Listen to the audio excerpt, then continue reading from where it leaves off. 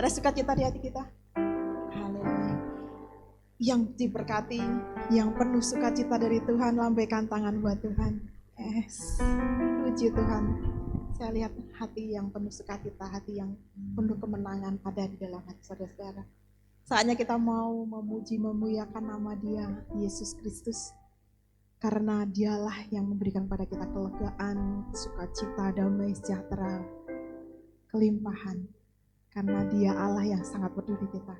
Dan saat inilah kita mau beri yang terbaik, yaitu dengan pujian penyembahan kita. Kita mau mengagungkan Dia, Allah yang perkasa, Allah yang mulia. Yuk, kita memberi penyembahan kita dengan hati yang tulus. Segala puji syukur hanya bagimu Tuhan.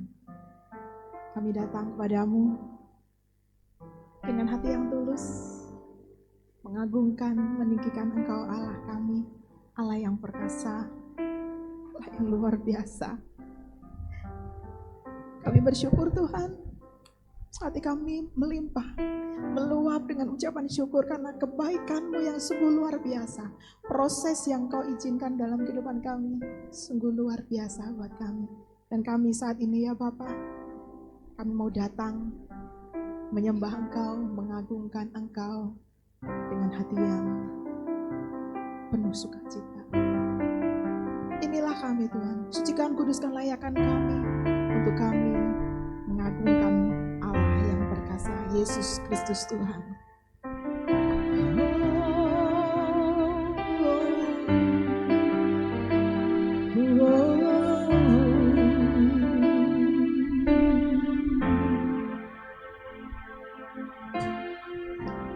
Bapakku datang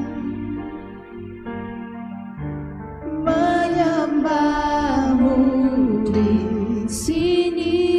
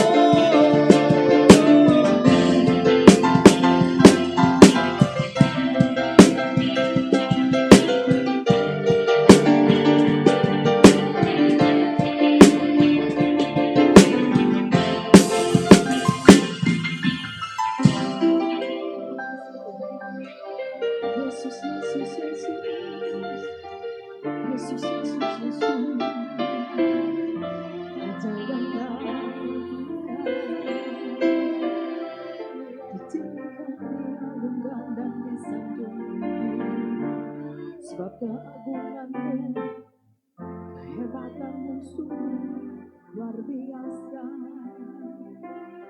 Terima kasih Yesus. Ajaib perkasa Engkau Tuhan di atas segalanya.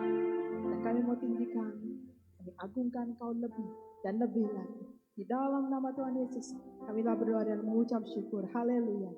Amin. Ketakutan, kekhawatiran kita mau letakkan di bawah kaki Yesus karena semuanya beres kabeh. Yes. Haleluya Yesus. Ya udah kita mau bagi sendiri ya. Yang mau joget, yang mau menyanyi luar biasa buat Tuhan silakan. Lepaskan kamu. Senangkan Tuhan.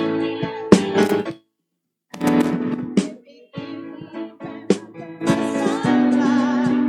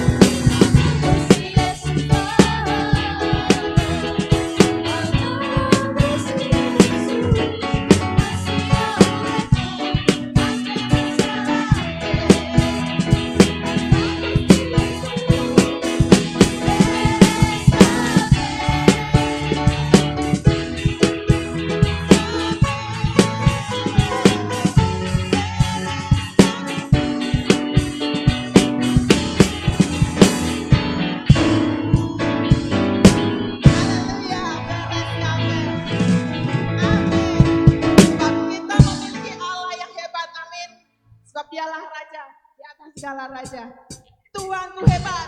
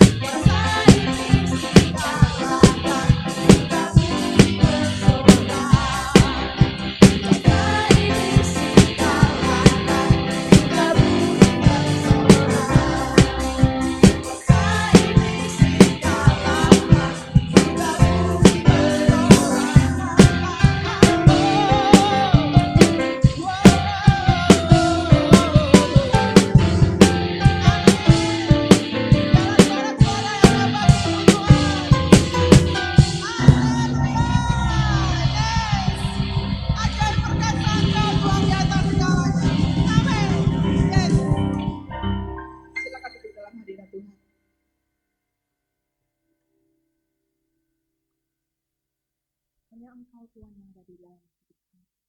Dan hanya Engkau Tuhan, nama-Mu itu yang terukir dalam hati kami. Dan kami mau Engkau lebih ditinggikan di atas segalanya. Tuhan, I love you. I love you.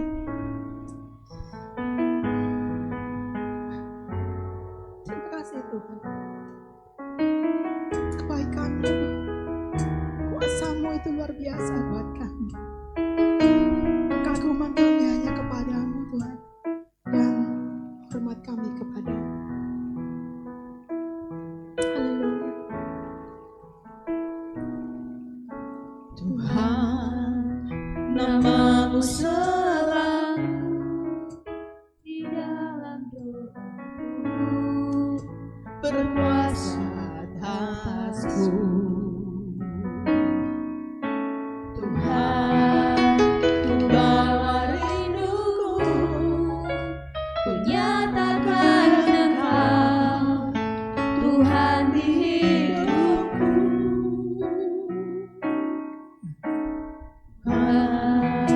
Nama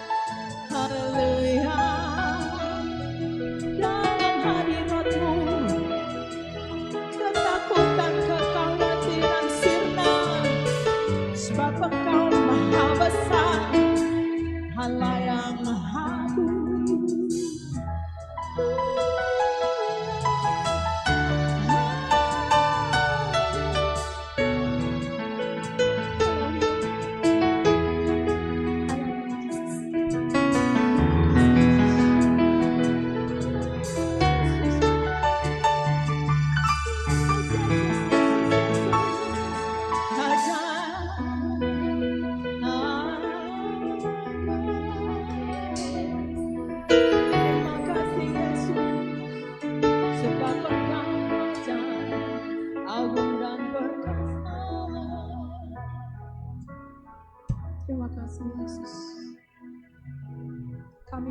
Kami punya Allah yang besar, di mana semua hal kami dapatkan di dalamnya. Pengharapan kami, sukacita kami hanya di dalam-Mu Tuhan Yesus. Terima kasih Yesus, dan kami hanya percaya hanya kepada-Mu. Silakan duduk dalam hadirat Tuhan. Terima kasih Yesus.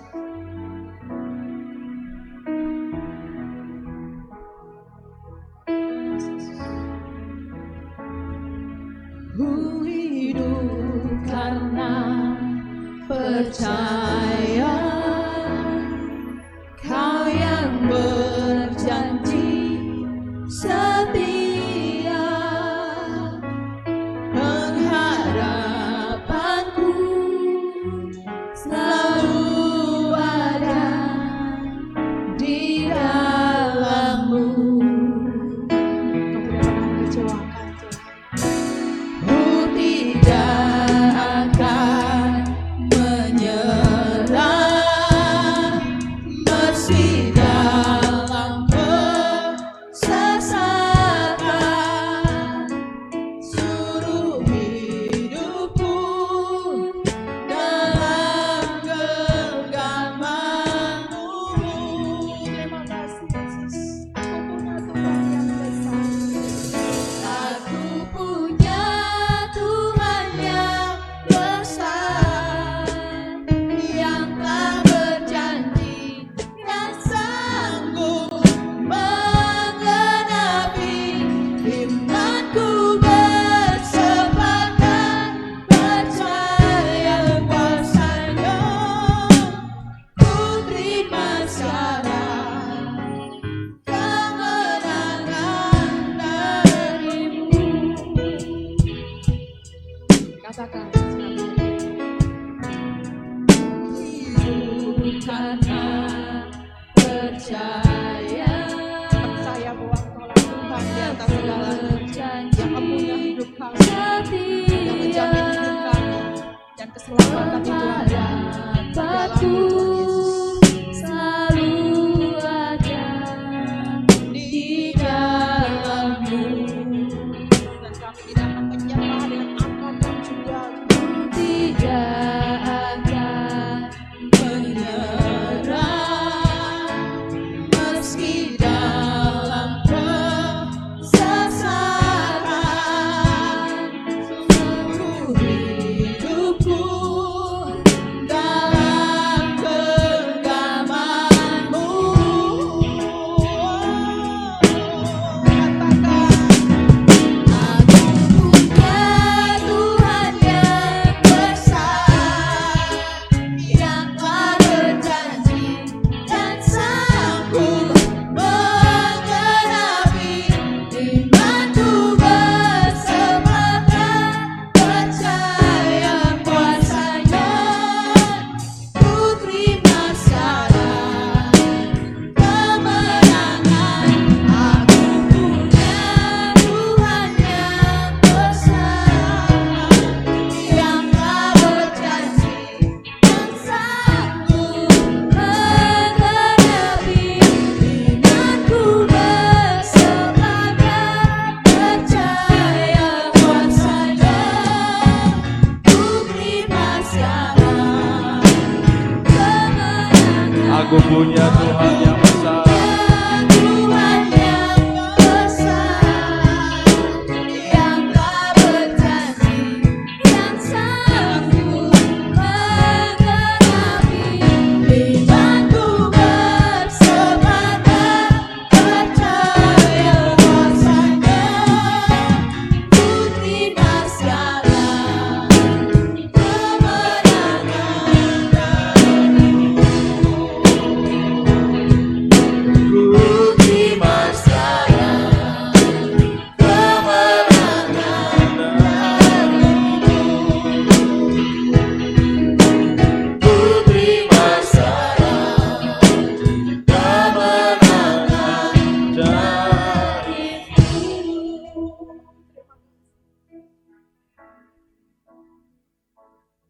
Malam hari ini kami mau sepakat dengan-Mu Tuhan bahwa hanya Engkau yang sanggup menolong kami. Hanya Engkau yang sanggup memulihkan keadaan kami. Hanya Engkau yang sanggup memenuhi kami dengan urapan yang baru, dengan Roh Kudus-Mu ya Tuhan. Maka kami mau sepakat Tuhan pada malam hari ini bahwa kami mau duduk diam di bawah kaki Tuhan dan mendengarkan Tuhan berbicara kepada setiap kami pada malam hari ini. Olehnya Tuhan, bawa kami untuk mengerti setiap apa yang menjadi kehendak-Mu, rencana-Mu, firman-Mu dalam setiap kehidupan kami.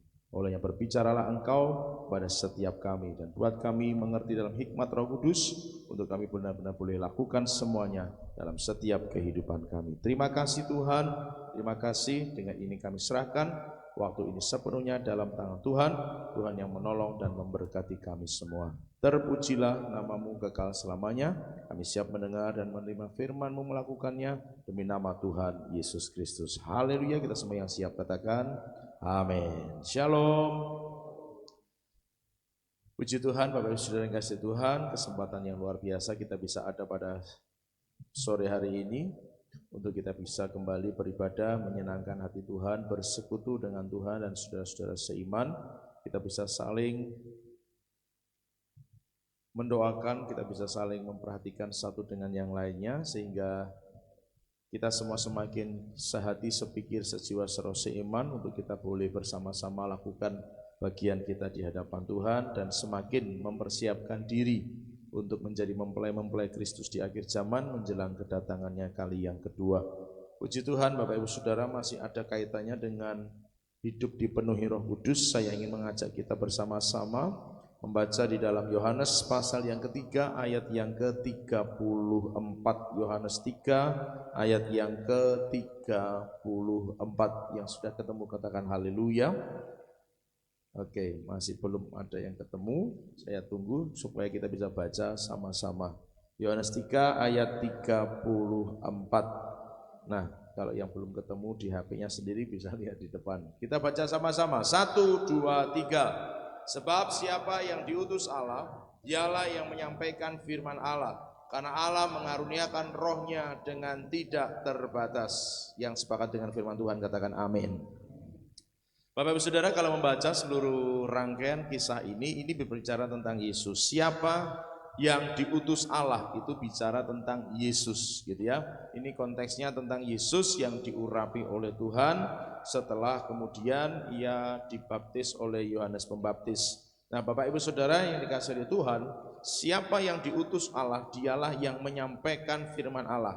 Kita sepakat dulu bahwa ini bicara tentang Yesus. Siapa yang diutus dalam konteks ayat ini loh ya. Dalam konteks ayat ini yang disebut sebagai yang diutus Allah ialah Yesus. Kemudian karena Allah mengaruniakan rohnya dengan tidak terbatas.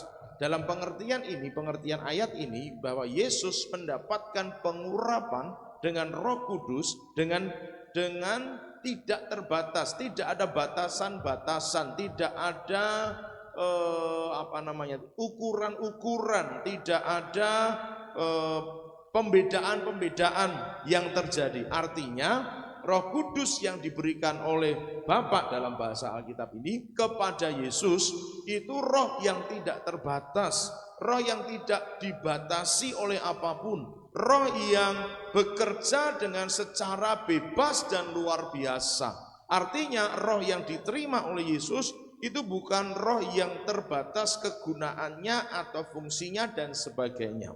Nah, Bapak Ibu Saudara, kita mesti sepakat dulu dan kita mesti memahami bahwa kalau roh yang diberikan oleh Bapa kepada Yesus dalam konteks cerita Yesus dibaptis oleh Yohanes Pembaptis, turunlah Roh Kudus dalam rupa burung merpati dan mengurapi dia. Roh yang itulah yang menguasai Yesus dan roh yang sama yang memiliki kuasa yang tidak terbatas. Katakan sama-sama, kuasa yang tidak terbatas. Maka Bapak Ibu Saudara, kalau kita hari ini sepakat, kita paham bahwa roh yang dimiliki oleh Yesus, atau kalau saya pakai bahasa lain, pengurapan yang dimiliki oleh Yesus adalah pengurapan yang tidak terbatas, maka apa yang Yesus bisa lakukan melalui kuasa Roh Kudus yang ada di dalam dirinya juga menjadi tidak terbatas. Yang sepakat katakan amin. Nah, kalau kita sudah bisa paham di sini bagian ini, saya ajak kita lihat di dalam Yohanes pasal 20 ayat 22.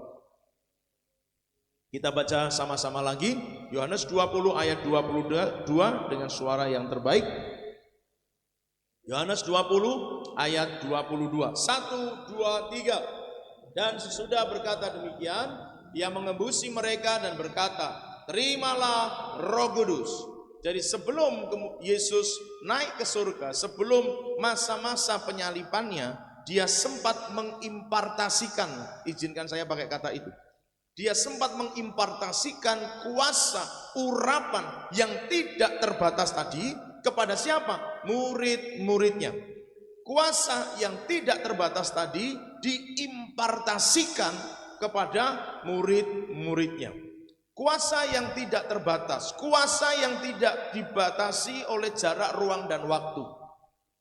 Karena pada saat revival worship pertama di Mojogedang, kita menjalankan doa keliling. Salah satu keluarga dari jemaat di tempat ini mengalami kecelakaan di rumahnya yang ada di Palur, Bapak Ibu Saudara. Kami dikabari bahwa putranya itu duduk di pagar rumah, ada besinya, tiba-tiba jatuh, pagar itu roboh, besinya nusuk tulang rusuk, Saudara.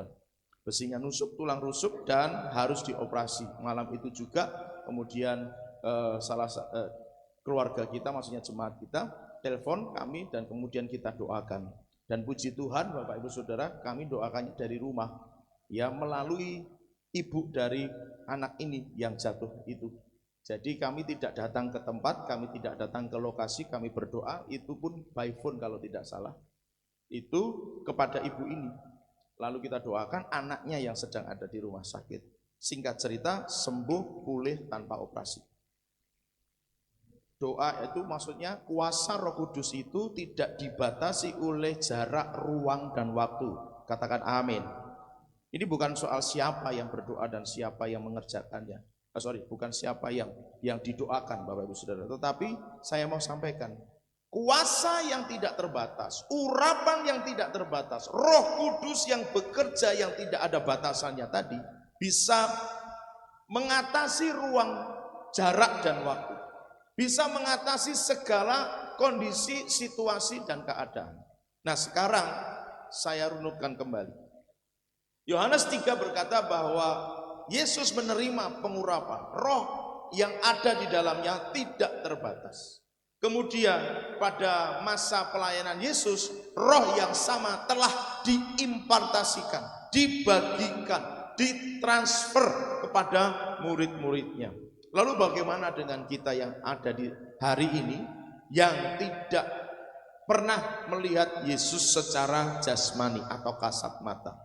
Kita hanya melihat dengan iman, dan beberapa orang mungkin pernah dijumpai Yesus secara pribadi dalam alam supranatural. Tetapi secara fisik menggunakan daging, Yesus yang berdaging tidak pernah kita lihat. Bagaimana dengan kita yang hari ini dalam kondisi situasi yang sudah sangat jauh berbeda? Kemarin kita belajar Kisah Rasul pasal 2 berkata, pada saat Pentakosta terjadi, Roh Kudus dicurahkan kepada semua orang yang percaya kepadanya. Dan sejak itu Roh Kudus terus bekerja kepada setiap orang yang percaya kepada Dia, percaya kepada Yesus. Roh Kudus terus bekerja, roh yang tidak terbatas tetap bekerja, roh yang tidak dibatasi oleh apapun tadi juga tetap bekerja pada setiap kehidupan orang-orang percaya. Nah, pertanyaannya adalah sekarang bahwa siapa orang percaya itu? Apakah saudara dan saya termasuk orang-orang yang percaya itu? Alkitab menulis dengan jelas, siapa mengaku dengan mulutnya dan menerima dengan hatinya bahwa Yesus Kristus adalah Tuhan dan Juru Selamat, bahwa Dia telah mati di kayu salib, dikuburkan, dan pada hari ketiga bangkit dari kematian dan naik ke surga dan akan datang lagi dari sana untuk menjemput gerejanya, maka dialah orang yang disebut percaya itu, orang percaya itu. Nah, sekarang dari setiap kita yang percaya bahwa Yesus mati di kayu salib, dikuburkan, bangkit pada hari ketiga, naik ke surga, dan akan datang lagi untuk menjemput gerejanya. Yang percaya katakan haleluya. Maka saudara yang percaya itulah orang percaya. Dan kalau kemudian kembali ke Kisah Rasul pasal 2, sejak itu Roh Kudus menghinggapi, itu kalau pakai kata lain, Roh Kudus tinggal di dalam setiap orang yang percaya kepadanya. Maka kuasa yang tidak terbatas, kuasa yang besar, kuasa yang tidak bisa dibatasi oleh apapun itu adalah kuasa yang sama yang hari ini ada dalam kehidupan saudara dan saya. Yang percaya katakan amin. Nah Bapak Ibu Saudara, itulah fakta bahwa kuasa Roh Kudus itu ada dalam diri seseorang. Nah saya akan mencoba untuk membuat kita memahami dan mengerti. Dalam kamus saya atau dalam pengertian yang saya miliki, ada sedikit saya bedakan antara mengalami perjumpaan pribadi dengan Tuhan dan mengalami kepenuhan seperti model Pentakosta itu ya Bapak Ibu Saudara. Mengalami perjumpaan dengan Yesus itu tidak berarti bahwa dia otomatis mengalami kepenuhan seperti yang terjadi pada saat Pentakosta. Ya, pada saat Pentakosta semua orang yang percaya berkumpul terima baptisan Roh Kudus, berbahasa-bahasa seperti yang Roh Kudus berikan.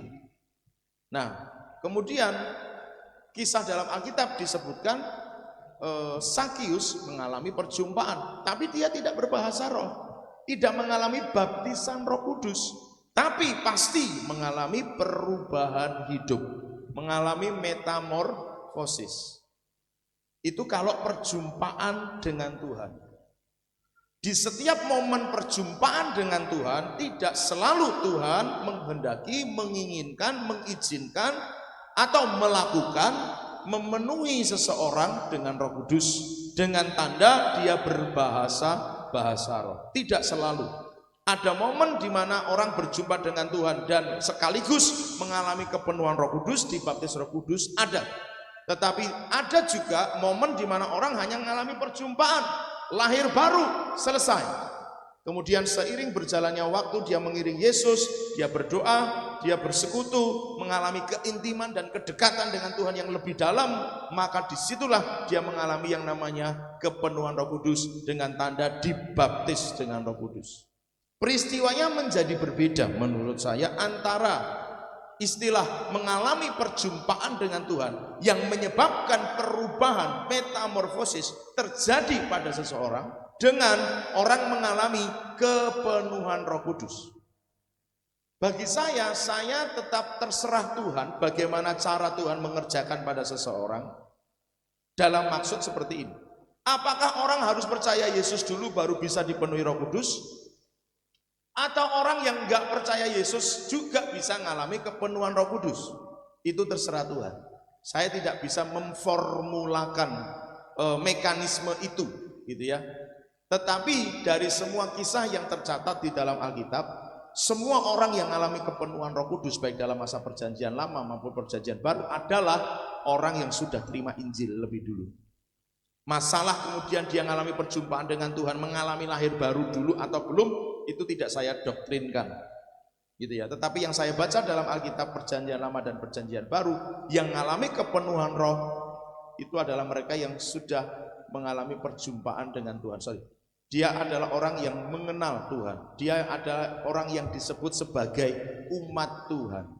Tetapi beberapa kasus, tidak banyak di dalam Alkitab pernah ditulis orang yang tidak percaya Tuhan dipenuhi oleh Roh Kudus, dipenuhi oleh Roh Allah untuk mengerjakan sesuatu yang diperintahkan Tuhan. Contohnya adalah Koresi.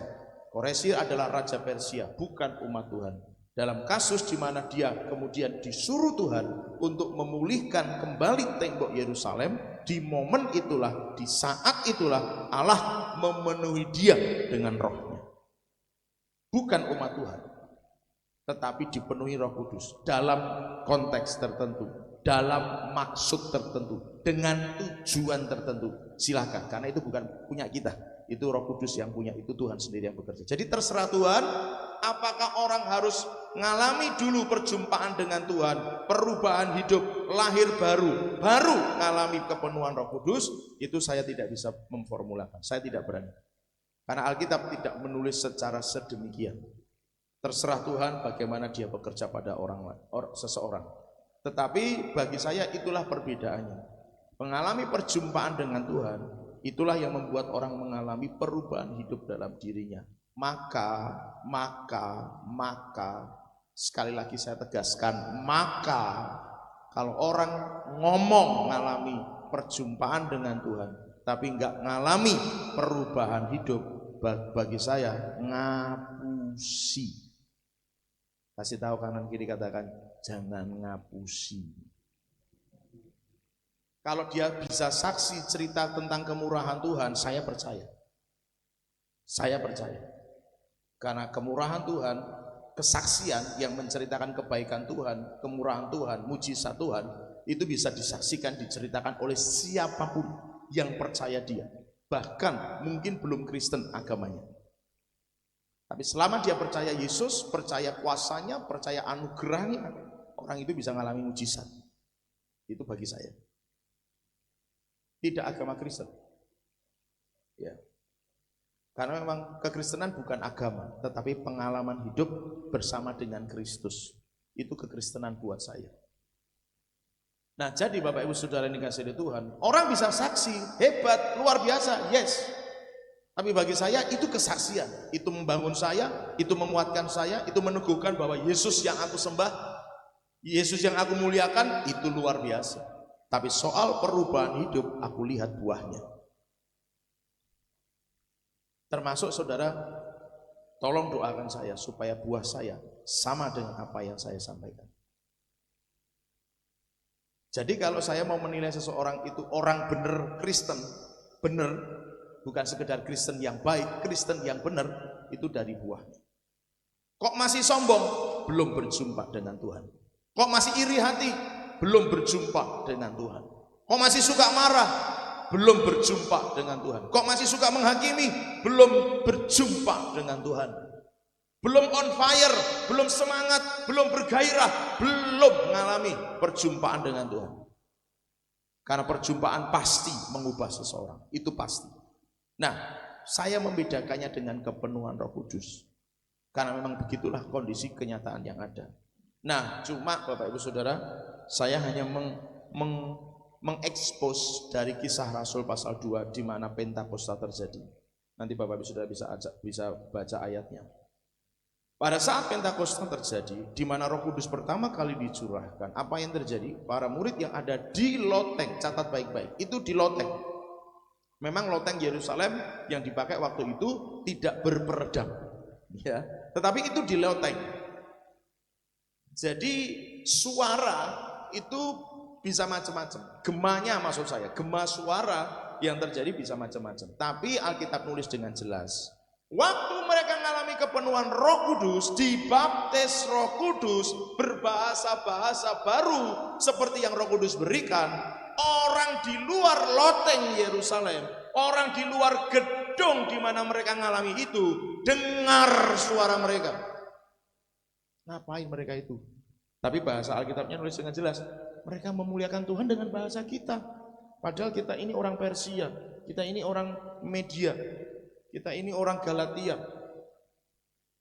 Tapi mereka ngomong tak pakai bahasa kita. Berarti yang di luar gedung dengar suara mereka. Jadi waktu mereka mengalami kepenuhan Roh Kudus, kira-kira diem enggak saudara? Halo? Kira-kira waktu mereka mengalami kepenuhan Roh Kudus diem enggak? Enggak. Faktanya yang di luar gedung dengar mereka ngomong apa. Dan isinya yang mereka omongkan adalah memuliakan Tuhan dengan bahasa-bahasa. Orang yang sedang mendengar mereka bukan bahasanya murid-murid Kristus yang berkumpul itu, bukan.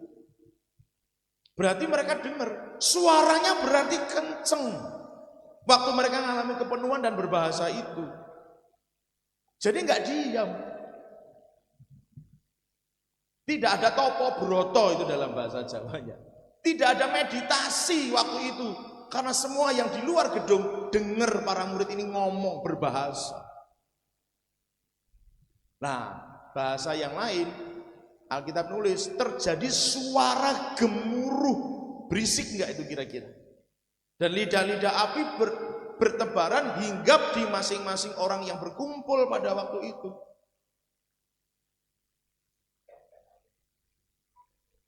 Bahasa jeleknya barangkali saya katakan berisik enggak kira-kira? Berisik karena suara angin yang bertiup, suara Roh Kudus yang hadir seperti angin yang bertiup dan bergemuruh.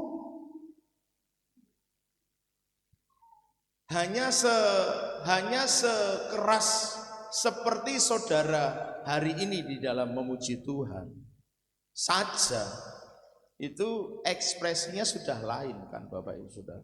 Itu volumenya baru sekeras yang saudara naikkan hari ini dalam memuji Tuhan. Bayangkan itu tanpa mic, mereka nggak ada mic, nggak ada pengeras suara, mereka kepenuhan Roh Kudus, orang di luar jadi dengar. Itu kalau cuman kayaknya nggak mungkin mereka jadi dengar saudara. Itu kalau cuman haleluya, itu kalau saya bahasakan misalnya haleluya, haleluya, haleluya, haleluya, haleluya. Kira-kira orang luar dengar? Enggak. Jadi saudara bisa bayangkan volume yang keluar dari mulut mereka seberapa keras sampai orang yang di luar gedung loteng Yerusalem dengar mereka ngomong. Jadi manifestasinya menurut saya, walaupun saya tidak bisa mendoktrinkan itu mereka pasti mengalami begini begitu, enggak, saya enggak berani. Tapi saya membayangkan, ya mereka enggak mungkin cuman diam aja. Ngomong juga tidak sekedar bervolume setengah, karena orang di sana dengar semuanya. Jadi itu tuh mungkin ekspresi ini saya bayangkan saja, ekspresinya bisa entah gimana. Gitu kan saudara, ekspresinya sampai suara itu sekencang itu mereka yang di luar jadi dengar. Ada dua hal yang berbeda. Terima Yesus, ngalami perjumpaan dengan Yesus, itulah momen di mana orang metamorfosis, ngalami perubahan. Dan pasti harus, sebab tanpa ada perubahan berarti orang itu belum mengalami perjumpaan. Dia cuma Kristen tapi tidak mengalami perjumpaan. Kok karakternya masih belum berubah, berarti belum mengalami perjumpaan dengan Tuhan. Semakin orang mengalami perjumpaan intim dengan Tuhan, berarti semakin mengalami perjumpaan. Semakin mengalami perjumpaan, semakin ada banyak perubahan demi perubahan dalam hidupnya. Sekalipun tetap saya menghargai yang namanya sebuah proses. Tidak seketika ulat jadi kupu-kupu. Harus ada masa di mana ulat itu jadi kepompong. Semua dimatikan dalam satu kondisi dan keadaan. Dan itu pun tidak langsung berubah jadi kupu-kupu gitu kan. Harus pecah dulu kepompongnya, yang keluar apanya dulu, sayapnya keluar, belajar dikembangkan, belajar dikepakkan, baru bisa terbang. Sudah bisa cek itu di YouTube. Proses itu tidak seketika gitu maksud saya. Tiba-tiba celing jadi kepompong, celing jadi kupu-kupu. Enggak. Perubahan itu terjadi berproses. Dari ulat berubah jadi kepompong itu proses yang cukup panjang. Kepompong mau berubah jadi kupu-kupu pun akan mengalami proses yang cukup panjang.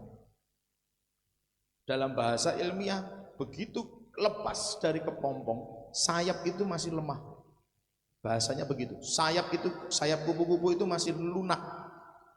Walaupun kalau bahasa kita kupu-kupu segede apa, sekuat apa, dipegang sayapnya juga ambrol gitu ya saudara.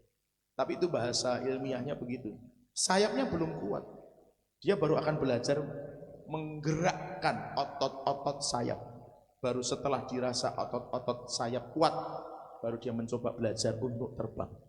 Itu perubahan dari kepompong. Artinya proses memang, dan itu mungkin bisa cukup panjang. Tapi pasti berubah. Katakan sama-sama, pasti berubah. Kalau mengalami perjumpaan dengan Tuhan. Tapi mengalami kepenuhan, ya belum tentu. Perubahan pasti. Tapi mengalami kepenuhan belum tentu, karena itu dua hal yang berbeda. Gitu ya. Perhatikan baik-baik. Waktu murid-murid saya sebut sebagai proses metamorfosis, apa yang terjadi?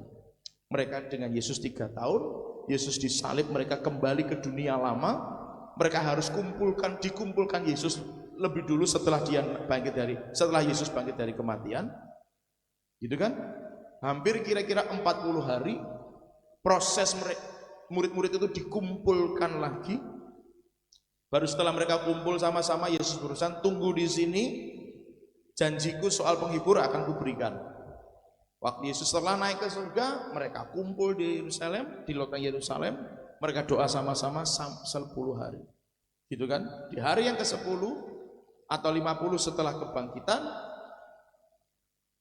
Yesus baru mencurahkan Roh Kudus-Nya. Mereka ngalami itu. Ada proses mereka mengalami perubahan? Ya, ada proses. Mereka sempat enggak yakin lagi sebagai murid Kristus. Mereka semacam menjadi orang yang kehilangan pengharapan, tinggal dalam keputusasaan. Bahkan ada ayat Alkitab menulis, dalam keputusasaan dan dalam kehilangan pengharapan itu sempat membuat mereka tidak lagi bisa melihat Yesus yang hadir bersama-sama dengan mereka. Terlalu banyak masalah, ketakutan, kekhawatiran yang menghimpit sehingga itu menutupi mata rohani mereka. Yesus perlu ubahkan itu dulu. Proses metamorfosis perlu terjadi dulu. Baru setelah mereka, oh iya, ini guru, ini Yesus, perjumpaan terjadi. Setelah perjumpaan terjadi, semangat baru mulai muncul. Oke, kita tunggu janjinya. Kumpul di loteng Yerusalem 10 hari, doa terus. Setelah mengalami perjumpaan itu, karena Yesus mengumpulkan mereka selama 40 hari, barulah mereka ada semangat baru. Ada gairah baru, metamorfosis terjadi. Dulu putus harapan, dulu orang yang tidak ngerti harus bagaimana. Tapi setelah mengalami perjumpaan dengan Yesus, mereka dikumpulkan, ketemu dengan Yesus secara langsung, perubahan terjadi. Semangat baru ada, gairah ada. Lalu mereka berdoa, Roh Kudus dicurahkan. Beda, perjumpaan dengan kepenuhan menjadi berbeda. Jadi orang yang kepenuhan tidak bisa dibatasi dengan bahasa tubuh memang. Tetapi tidak mungkin dalam konteks Alkitab, kalau kita belajar dari tadi, tidak mungkin orang mengalami kepenuhan kok terus ya itu tadi, cuma diam-diam saja, juga tidak mungkin. Karena Roh Kudus bekerja itu bagaikan api yang menyala-nyala. Kalau api yang menyala-nyala itu tidak mungkin akan membuat seseorang hanya tinggal tenang dan diam. Pasti akan mengalami sesuatu yang dahsyat. Bahasa tubuhnya pasti akan mengikuti saudaraku yang dikasih oleh Tuhan. Nah, itu kepenuhan dan perjumpaan dengan Tuhan. Dua hal yang berbeda menurut saya. Nah, kembali ke soal ini. Jadi, kuasa yang tidak terbatas membuat orang akan mengalami sesuatu yang luar biasa. Katakan sama-sama, luar biasa. Mengapa? Karena kuasa yang tidak terbatas, roh yang tidak bisa dibatasi oleh apapun, itu diimpartasikan. Sejak Pentakosta ke sini dan seterusnya sampai Tuhan datang kali yang kedua, Roh Kudus terus bekerja kepada setiap orang yang percaya. Nah, saya ingin mengajak Bapak Ibu Saudara untuk mengutip sedikit saja, karena banyak sekali pastinya. Markus 16 ayat 17-18, sebagai apa yang akan dialami oleh orang percaya. Apa yang akan dialami oleh orang percaya kalau dia hidup penuh Roh Kudus? 16 Markus ayat 17-18. Saya akan satu-satu membacakannya. Tanda-tanda ini akan menyertai orang-orang yang percaya. Perhatikan kalimatnya jelas. Tanda-tanda ini akan menyertai orang-orang yang percaya. Saya tegaskan sekali lagi. Siapa yang percaya? Siapa orang percaya itu? Adalah orang yang percaya Yesus Kristus sebagai Tuhan dan Juru Selamat. Ia telah mati di kayu salib untuk menanggung dosa manusia. Pernah dikuburkan, bangkit pada hari ketiga, naik ke surga dan akan datang kembali kali yang kedua nanti untuk menjemput gerejanya. Orang itulah yang disebut sebagai orang percaya. Dan kalau saudara dan saya hari ini percaya Yesus Kristus itu seperti itu, maka kita adalah orang-orang yang percaya. Katakan sama-sama, aku adalah orang yang percaya. Maka bagi orang-orang yang percaya, tanda-tanda ini akan menyertainya. Satu, mereka akan mengusir setan-setan demi nama Yesus. Perhatikan baik-baik, mereka akan mengusir setan, bukan malah diusir sama setan. Kasih tahu kanan kiri, kamu yang harus ngusir setan. Jangan pergi, jangan pergi. Jangan takut kalau ada setan. Kamu akan mengusir setan dalam namaku, dalam nama Yesus. Roh yang tidak terbatas itu memampukan saudara dan saya memiliki kuasa dan otoritas atas setiap roh jahat, penguasa, penghulu, pemerintah di udara. Katakan amin. Jadi saudaraku yang dikasihi Tuhan, kalau ada hal-hal yang agak aneh, entah di rumah, entah di tempat pekerjaan, saudara juga sebenarnya tidak perlu ngundang pendeta. Saudara punya kuasa yang sama, yang percaya katakan haleluya. Punya kuasa yang sama. Tidak harus ngundang pendeta Bapak Ibu Saudara. Justru kalau kita bisa bergerak secara bersamaan, semakin banyak yang bisa didoakan. Tapi kalau semuanya nunggu Pak Pendeta yang harus doain, semakin sedikit yang bisa dikerjakan. Katakanlah satu orang di antara kita, satu orang mendoakan mengusir satu setan. Maka kali sekian setan sudah bisa diusir, katakan amin. Tapi kalau semuanya nunggu Pak Pendeta, pendetanya mung siji. Maaf, cangkeme yo mung siji. Ndongakene sitok, satu-satu. Maka nunggu giliran.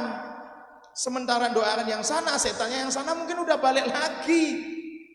Lah masa gaweane gur ngusir setan wae gitu kan saudara. Coba kalau 50 ini bergerak bersama-sama, 5 tempat, 5 orang misalnya begitu, 5 setan bisa diusir. 50 setan bisa diusir. Semakin mempercepat pekerjaan, semakin mempercepat kedatangan Tuhan kali yang kedua. Yang sepakat katakan amin. Oh ya, karena kita butuh itu Bapak Ibu Saudara. Kenapa banyak jiwa-jiwa yang belum datang? Mereka masih terbelenggu. Tugas saudara dan saya ngusir setan yang membelenggu mereka. Ya tapi jangan cuma didoakan, kamu ada setannya yang membelenggu, makanya kamu belum percaya Yesus sekarang. Tak usir dulu setannya. Wah ngamuk saudara. Enggak begitu maksudnya. Tapi setidaknya kita paham, kenapa mereka belum percaya Yesus? Masih ada yang membelenggu mereka. Lah itulah tugas saudara dan saya, usir setan yang membelenggu mereka supaya mereka dilepaskan dan terima Yesus. Lanjut, mengusir setan demi namaku. Mereka akan berbicara dalam bahasa-bahasa baru. Ini mengacu kepada Kisah Rasul pasal 2 tadi. Jadi tidak mungkin tidak, kalau pakai kalimat itu, ayat ini, tidak mungkin tidak. Karena tanda ini justru menyertai orang yang percaya. Apa salah satu tandanya? Berbahasa baru. Bahasa yang sekarang umum dipakai bahasa roh. Itu tanda akan menyertai, itu tanda Bapak Ibu Saudara. Untuk tanda itu apa sih fungsinya? Untuk membedakan, oh barisan depan itu barisan pejabat, barisan kedua itu barisan para pengurus, itu kan saudara ya. Barisan ketiga itu barisan Pak RW, Pak RT, barisan keempat dan seterusnya baru barisan rakyat. Tanda ditandai itu untuk membedakan. Jadi kalau tanda-tanda ini akan menyertai bahwa mereka akan berbahasa-bahasa baru, itulah tanda. Itu sudah disampaikan oleh firman. Itu bukan sekedar cerita, itu bukan sekedar kisah masa lalu yang tidak perlu diulang untuk di masa hari ini. Karena itu adalah prinsip kebenaran. Tanda-tanda ini akan menyertai bahwa mereka akan berbahasa baru. Bagi saya kalau ini dianggap sebagai kebenaran firman Tuhan, maka itu harus terjadi. Bahasa baru, bahasa roh. Ayat 18. Mereka akan memegang ular. Cuma perlu teknik ya saudara ya, pegang ular. Ini maaf, Dalam teks asli bahasa Yunani ini tidak berbicara hiasan. Ini bukan kata sifat. Ular itu bukan kata sifat, tapi kata benda. Jadi asli pegang ular. Jadi sebenarnya orang Kristen itu diberikan kemampuan untuk pegang ular. Beneran, bukan ular dalam pengertian setan. Nah, setan sudah dibahas di ayat 17. Mau ngusir setan, bisa ngusir setan demi nama Yesus, selesai. Lalu ada kalimat ini jangan diartikan lagi ke hal yang rohani. Itu sudah dibahas ayat 17. Dan dalam bahasa aslinya, teks aslinya, kata ular bukan kata sifat, tapi kata benda. Berarti beneran ular. Jadi orang Kristen nggak boleh takut sama ular. Piye? Ini aku ya buat ini. Nah, cuma saya itu tekniknya yang tak tahu. Kalau saya di rumah ada ular ya saya tutupi dulu dengan kain, pukul kepalanya. Nek keno. Kalau merucut ya itu saudara ya. Nggak, canda. Saudara jangan tiru gaya saya, itu gaya yang nggak bagus. Nah saudara, tapi serius, itu kebenaran firman. Jadi mulai sekarang tanamkan dalam diri kita, aku diberi kuasa, roh yang tidak terbatas. Untuk apa? Salah satunya pegang ular. Kenapa ular perlu dipegang? Itu filosofinya yang perlu didalami. Kenapa kok ada ayat berkata mereka dapat pegang ular? Saudaraku yang dikasihi Tuhan. Kenapa ada ayat bisa bilang begitu? Ya itu yang belum saya dalami, gitu ya, belum saya gali. Kenapa ada perintah untuk pegang ular? Emang ular nggak bisa dipegang? Apakah ular tidak bisa dipegang pada zaman itu? Ya belum tahu. Ya nanti saya pelajari dulu, nanti saya sampaikan buat saudara. Tapi secara prinsip dululah saya sampaikan kepada saudara bahwa mereka akan memegang ular. Lalu yang berikutnya adalah sekalipun mereka minum racun maut, mereka tidak akan mendapat celaka. Sekalipun diracun orang, tidak akan celaka. Sekali lagi kalimatnya jelas ayat 17 bahwa ini menyertai orang yang percaya. Itu harus digarisbawahi. Jadi ada orang kok minum racun, orang Kristen minum racun maut, dia tiba-tiba mati juga. Mungkin kondisinya waktu itu tidak benar-benar sebagai orang percaya. Loh dia Kristen. Kristen itu bukan ukuran orang percaya. Jadi Bapak Ibu Saudara selalu harus ngerti. Saya selalu ngasih tahu. Kristen itu kan cuma istilah. Dalam negara kita menjadi agama Kristen. Tapi Kristen sesungguhnya bukan agama, bukan istilah. Kristen yang sesungguhnya adalah gaya hidup. Hidupnya sebagai Kristen, pengikut Kristus. Kristus itu pagi-pagi buta bangun untuk berdoa. Kalau dia pengikut Kristus, pagi-pagi benar bangun untuk berdoa. Kasih tahu kanan kiri, bangun untuk berdoa. Sampai muncrat ya, bangun untuk berdoa. Jangan tidur. Yesus itu pada saat di Taman Getsemani pergi berdoa 1 jam. Tapi murid-muridnya tidur. Itu bukan pengikut Kristus. Gitu loh saudara. Kristen itu bukan agama. Kristen itu hidup. Gitu loh saudara. Gaya hidup pengikut Kristus. Ngikuti yang di Kristus lakukan. Kristus berkata, ampunilah musuhmu, doakan, berkati. Bahkan dia mati untuk orang yang berdosa. Kalau dirinya menyebut Kristen, berarti harus ngikuti gaya Kristus. Gitu loh, saya katakan sama-sama gitu loh. Yang mengerti katakan haleluya. Kristus itu waktu umur 12 tahun suka pergi ke sinagog. Sinagog itu rumah kecil untuk tempat beribadah. Kalau Muslim disebut langgar, kalau Katolik mungkin disebut sejenis kapel. Gereja kecil, tempat yang dikhususkan untuk beribadah, itu sinagog. Dan Yesus sejak masa remajanya suka pergi ke sinagog. Lihat kisah yang unik pernah terjadi waktu Yesus dibawa oleh orang tuanya. Orang sudah pada hari raya, orang tuanya pulang, Yesusnya ketinggalan. Loh, anakku ning ndi? Balik lagi ternyata sedang berdiskusi dengan ahli Taurat, imam-imam. Yesus suka tinggal dalam rumah Tuhan. Kalau jadi pengikut Yesus, suka tinggal dalam rumah Tuhan.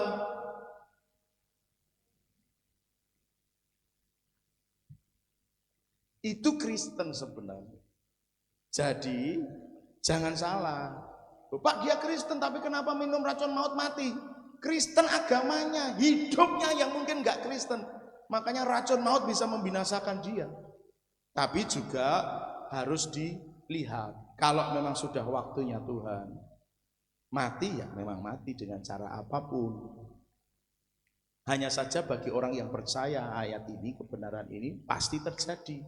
Kalau orang gini, konteks bahasanya kita mesti lihat, latar belakangnya mesti lihat. Racun maut itu biasanya digunakan untuk memang membunuh orang. Aku nggak suka sama dia, dikasih racun, gitu loh saudara. Jadi tujuannya untuk apa?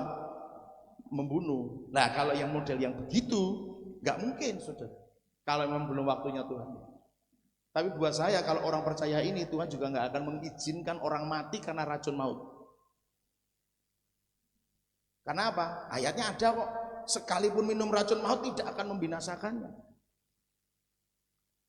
Jadi mesti belajar mengerti kebenaran itu berbicara bagaimana dan bekerja secara bagaimana dalam kehidupan orang percaya. Lanjut, mereka akan meletakkan tangannya atas orang sakit dan orang sakit itu sembuh. Kok doain belum sembuh, Pak? Nah, itu yang kita nggak bisa tahu secara persis. Imannya dia yang kurang, iman kita yang kurang, bisa jadi. Tapi setidaknya kita belajar, di Alkitab pernah ditulis, Yesus pernah doain orang buta itu 2 kali. 2 proses. Dia doakan yang pertama, terus Yesus tanya, saya cuma ayatnya lupa di mana. Yesus tanya, gimana sekarang? Saya sudah mulai bisa melihat, tapi orang-orang itu saya lihat seperti pohon-pohon. Yesus doain lagi yang kedua. Baru setelah didoain yang kedua, sembuh total, bisa ngelihat itu orang buta. Jadi kadang-kadang ada yang doanya juga harus berulang supaya orang mengalami kesembuhan. Karena Yesus juga mengalami begitu. Tidak semua tidak semua doa Yesus seketika terjadi, tidak semua. Tapi lebih sering memang terjadi seketika. Sekarang didoakan, sekarang juga sembuh. Kadang tidak pakai didoakan. 10 kusta itu cuma datang laporan, kamu balik sana. Udah. Di tengah jalan mereka sembuh. Gitu loh saudara. Tapi prinsipnya sembuh. Prosesnya terserah. Yang sepakat katakan amin. Jadi bisa seketika, bisa 2 ketika. Ngerti maksud saya? Bisa beberapa tahapan didoakan baru sembuh. Sembuhnya mungkin bisa di saat itu, di tempat itu, atau berproses. Bapak Ibu Saudara, ada teman saya lupa kapan saya dengar cerita itu, kesaksian dari teman. Doain hari ini nggak terjadi apa-apa. Setelah dia pulang baru ada telepon, Pak sembuh gitu.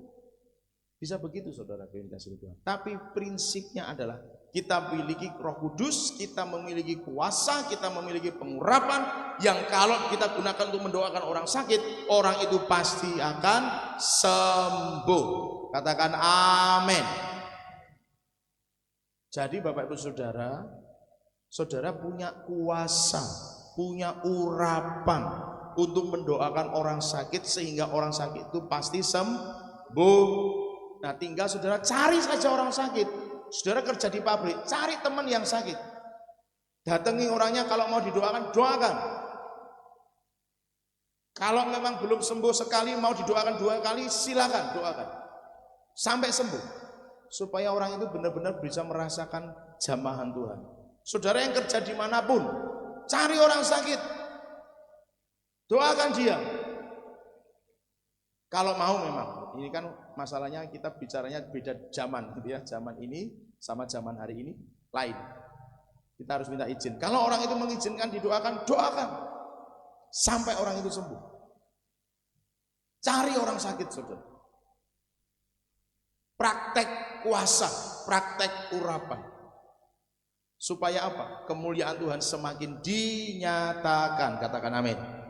Kemuliaan Tuhan semakin dinyatakan. Jadi Bapak Ibu Saudara yang kasih di Tuhan, roh tidak terbatas. Semakin mendekat, melekat pada Tuhan, semakin banyak bergaul karib dengan Tuhan, semakin punya banyak waktu untuk berdua dengan Tuhan, itu pengurapannya, Roh Kudusnya semakin dicurahkan begitu rupa. Dan mari belajar percaya bahwa hari ini seterusnya siapapun saudara dan saya yang sungguh-sungguh percaya bahwa Roh Kudus bisa dicurahkan, diimpartasikan, itu akan mengalami kuasa dan pengurapan yang sama. Murid-murid Yesus pada akhirnya melakukan mujizat yang sama seperti yang Yesus pernah lakukan. Bahkan Yesus sendiri yang berkata, kamu akan melakukan jauh melebihi apa yang pernah aku lakukan. Yesusnya yang berkata begitu. Jadi kepada saudara dan saya diberikan kuasa, urapan di dalam Roh Kudus, kuasa yang sama, bahkan yang lebih besar dari yang pernah Yesus pernah lakukan di dunia ini. Jadi saudara, ayo mulai belajar. Oh iya, aku harus penuh Roh Kudus, karena tanda-tanda ini akan menyertai aku sebagai orang percaya. Mari kita datang pada Tuhan, kita sembah Tuhan lagi, kita minta kuasa urapannya mengalir. Saya rindu saudara, sembah Dia seperti waktu saudara kita doa 10 hari itu, artinya ada kerinduan yang besar. Tidak apa-apa kalau malam hari ini ada manifestasi Roh Kudus, tidak apa-apa kalau hari ini Roh Kudus menghendaki ada di antara kita yang mengalami baptisan Roh Kudus, mengalami kepenuhan Roh Kudus. Enggak apa-apa, ikuti saja apa yang Roh Kudus kerjakan di tengah-tengah kita pada malam hari ini. Saudara, jangan batasi dengan waktu, jangan batasi dengan apapun. Izinkan Roh Kudus bekerja seluas-luasnya, sebebas-bebasnya. Kalau memang Roh Kudus masih kepingin menjamah saudara dan saudara ngerasa aku masih pengen menikmati hadirat Tuhan, ikuti saja. Ikuti saja. Mungkin saja bisa terjadi begini. Saudara masih pengen menikmati hadirat Tuhan, doa ibadah bisa ditutup, selesai. Yang lain mungkin pulang. Tapi saudara yang benar-benar sedang merindukan jamaah Tuhan dan sedang ingin berdua dengan Tuhan, silakan lanjutkan sampai seberapapun. Intinya Bapak Ibu Saudara, jangan pernah batasi kerja Roh Kudus. Jangan pernah batasi kerja Roh Kudus. Saya pernah cerita tentang sebuah gereja yang ukurannya 3 kilometer kali 3 kilometer.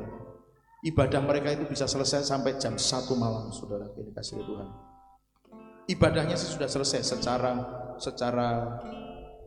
yang wajarnya sudah selesai, sudah ditutup. Tetapi masih banyak orang yang mau menikmati hadirat Tuhan di gereja itu. Jadi Bapak Ibu Saudara, jangan pernah batasi hanya karena waktu saudara. Kalau memang saudara ngerasa ada jamahan Tuhan dan saudara mungkin ngerasa ingin terus berdua dengan Tuhan, saudara ikuti saja jamahan Tuhan. Haleluya, haleluya. Roh-Mu yang hidup penuhiku, mengalir dalamku, jiwaku tenang bersamamu dalam naunganmu.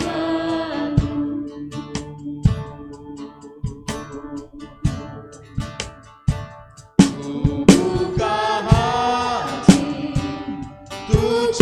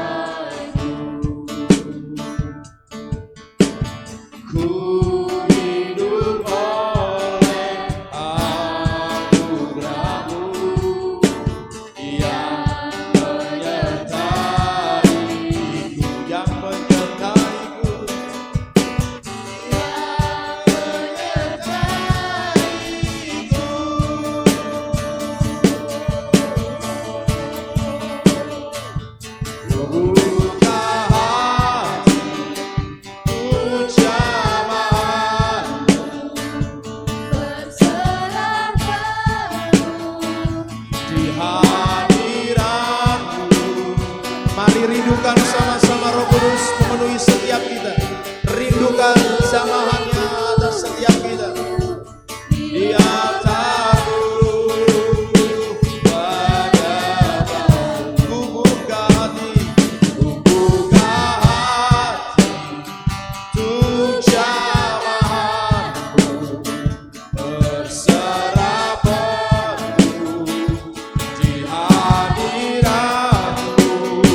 Kau ambil alih seluruh hidupku di hadapanmu. Saudaraku yang dikasihi di Tuhan, seperti yang berulang kali saya sampaikan, saya mengutip dari kitab Wahyu. Lihat, aku berdiri di depan pintu dan mengetok pintu. Aku akan masuk, pada siapa pintu dibukakan bagiku. Tuhan tidak serta-merta masuk, Bapak Ibu Saudara, hanya kepada mereka yang mau membuka pintu hatinya untuk Tuhan, maka Tuhan akan masuk ke dalamnya. Saya rindukan hari ini, malam hari ini, setiap kita buka hati kita buat Tuhan bekerja, buat Roh Kudus masuk dalam hidup kita, menjamah, memenuhi kehidupan kita, sehingga kita mengalami kepenuhan Roh Kudus. Bapak Ibu Saudara, sebagai tindakan iman, bagi Bapak Ibu Saudara yang mengambil keputusan, Tuhan, aku buka hatiku hari ini, aku buka hatiku malam hari ini, masuk dalam diriku, penuhi aku dengan Roh Kudus-Mu, baptis aku dengan Roh Kudus-Mu. Bapak Ibu Saudara yang membuka hatinya, mari ambil tindakan iman dengan cara kita bangkit berdiri di hadapan Tuhan. Ku buka hati untuk jamahanmu, berserah penuh di hadiratmu. Kau ambil alih seluruh hidupku di hadapanmu.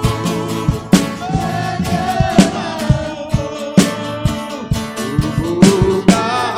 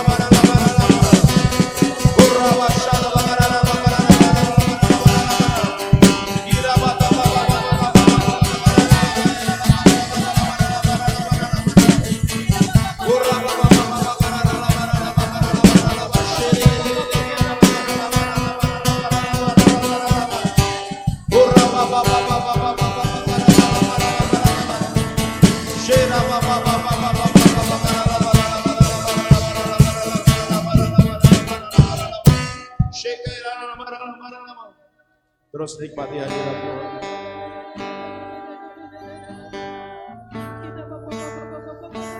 Jesus, Jesus, Jesus, Jesus. Sama setiap kami, sama setiap kami.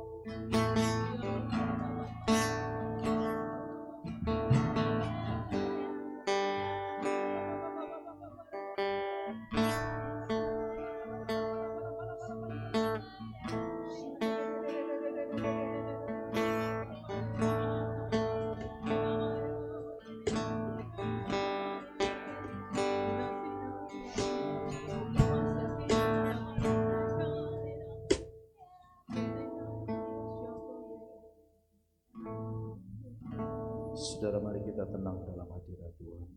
Fokus tetap sama Tuhan. Ya, izinkan Dia bekerja. Jika ada di antara saudara yang nanti dijamah hatinya, saudara ingin berkata-kata, silakan disampaikan, silakan diucapkan, jangan ditahan. Saudara tidak perlu takut, tidak perlu malu. Ini waktunya untuk Roh Kudus bekerja di tengah-tengah kita. Tetap fokus sama Tuhan.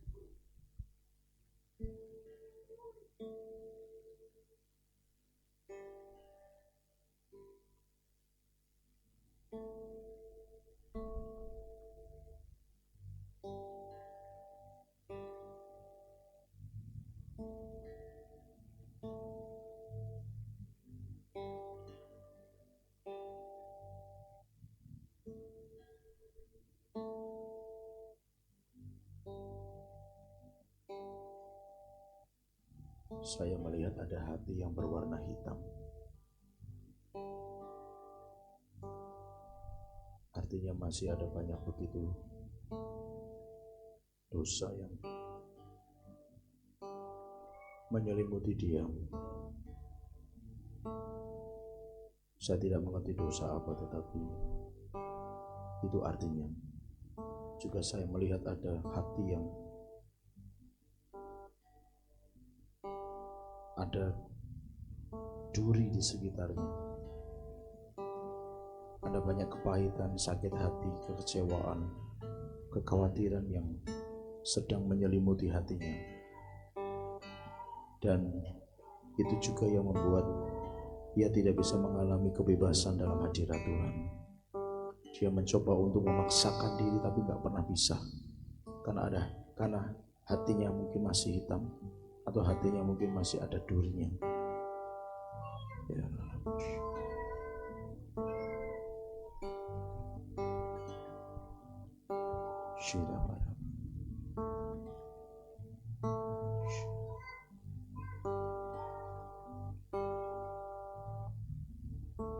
Saya juga melihat ada sebuah pohon cukup lebat tapi tanpa buah.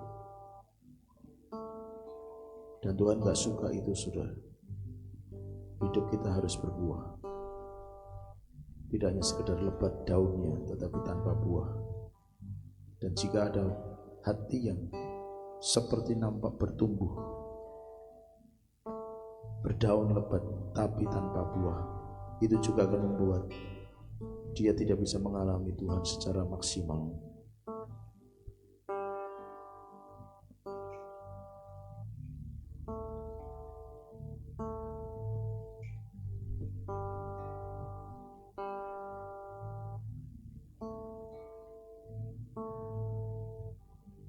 Mari taruh tangan kanan kita di dada. Tuhan, hamba berdoa melalui tangan ini, kiranya Tuhan Engkau melihat setiap kedalaman hati kami. Tuhan berbicara lebih dalam, lebih tajam, lebih jelas kepada setiap kami masing-masing sesuai dengan apa yang Tuhan kehendaki bagi kami semua. Dan buat kami juga mengerti Tuhan bahwa Tuhan sedang berbicara kepada kami dan Tuhan sedang menyatakan sesuatu kepada kami.